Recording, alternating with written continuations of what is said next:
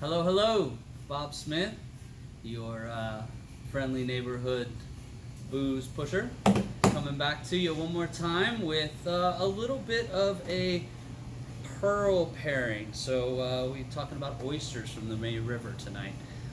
We love May River oysters. They're harvested, 500 yards off the shore here. Coming to you live, by the way, from Cole's Restaurant right here in the heart of downtown Moreland. Beautiful spot. But we're going to talk about some pairings for oysters. So these are some of the best oysters I've had in a very long time. I did not have them until I got here to the May River. They're very unknown outside of this area. They're absolutely incredible. Very briny, very sweet at the same time. Really, really nice. So they're a fun pairing oyster for sure. One of the best pairings classically with oysters everyone thinks of is champagne.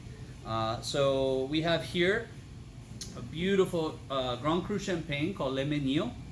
This is Grand Cru Blanc de Blanc. So Blanc de Blanc is white of white in French. It means it's 100% Chardonnay. Grown in Grand Cru vineyards. So these are the best vineyards of Chardonnay available in the region of Champagne in Le Mignon, which is actually the region. This cooperative winery has been around long enough that they are actually named after the region that they're in. Now, once you pour this into the glass, you see it's a beautiful golden color. This champagne has notes of toast, brioche, vanilla, so it's a little heavier. Typically, for me, there's two ways to go with an oyster pairing with champagne.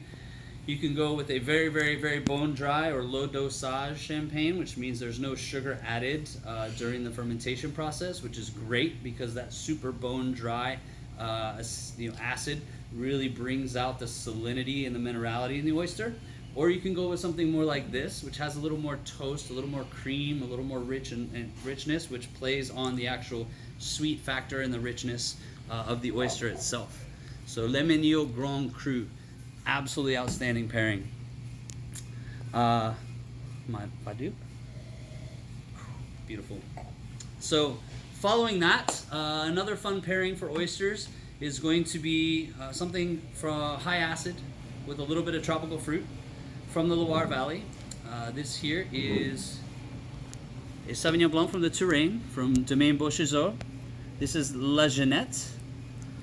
So this is a fun little AOC Sauvignon Blanc. So it is not Sancerre. It's actually further inland from Sancerre, but similar. It's going to be a little warmer here, not as cold as where Sancerre is. You're not going to get as much briny sea influence, not as much acidity, a little softer, a little more tropical fruit.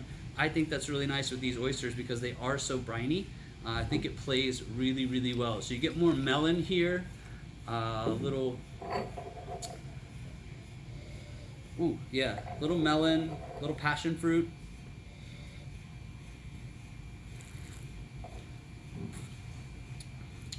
Right on the palate, definitely get that high acid for the finish. It will play with the salinity and the sweetness of the oyster, because these oysters do have some sweetness, which is really, really nice. They're a very complex oyster. So this, whereas this will play with more of the acid, this will play with more of that sweetness in the oyster and the unctuousness. Really, really cool. Great little Sauv Blanc. This guy runs about $40 in the shop. And this guy will set you back a few pennies, $15 for this little La Jeanette. It's absolutely beautiful. Touraine Sauvignon Blanc, definitely a porch pounder in the spring and summertime. Worth every penny. Then a third pairing, which a little bit off the beaten path, but something I truly believe in. Some people like to take oysters and roast them, whether you're doing oysters Rockefeller or you're doing some bacon, roasted oysters, or however you want to do that. Personally, I think May Rivers are delicious on their own. Just sucking them out of the shell with some cold white wine is perfect. But for those of us that like a little smokiness or a little bit of richness to our oysters and don't want to eat them raw, here's a fun pairing. So this is a Mezcal from Mexico. This is Chichicapa from Del Maguey. So Del Maguey was probably the first major producer to import single village mezcals into the United States. So he has about 13 different single villages, and each village uses slightly different styles of agave or grains of agave. And they also use different woods to smoke the agave with. So depending on which village it comes from, it's going to be slightly different. And he was the first one to kind of bring that to the forefront in the United States. Now, a lot of people have followed suit, but I think that a little bit of mezcal, like Chichicapa, that has a little bit of mesquite smoke and absolutely delicious sweet agave flavor. So just about 1.5 ounces of that, done in a shaker.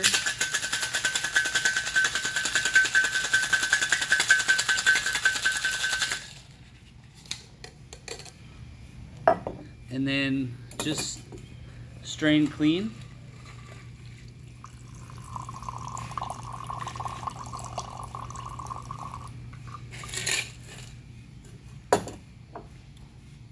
It's got a beautiful aromatic smoke to it.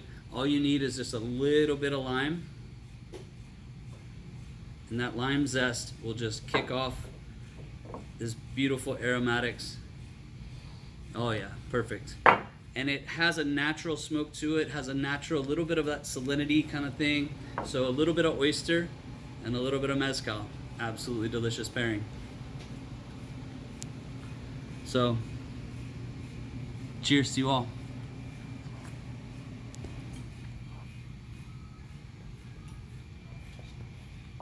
Mm.